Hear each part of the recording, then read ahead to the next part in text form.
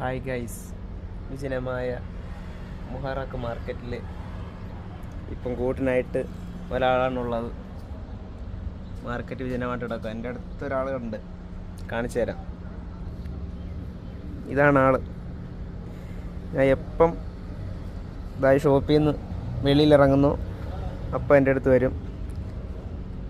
അതാണിപ്പോൾ ഇതിൻ്റെ വരിക.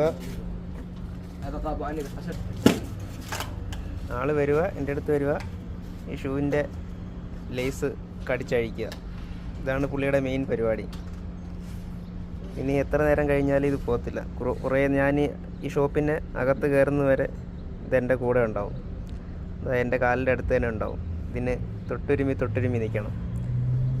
ഇതാണ് പുതിയ കൂട്ടുകാരൻ. ഹായ്, ഒരു ഹായ് പറയും. ഇതിങ്ങനെ കറങ്ങി ഷൂ കളിക്കും, തൊട്ടുരുമി. ഇനി വേണ്ട ഇങ്ങനെ തലയിൽ ഇങ്ങനെ മസാജ് ചെയ്ത് കൊടുക്കണമെന്ന് തോന്നുന്നു. ഇതൊക്കെയാണ് ഇതിന് വേണ്ടത്. വീട്ടിലും ഇതേപോലൊരു പൂച്ച ഉണ്ടായിരുന്നു.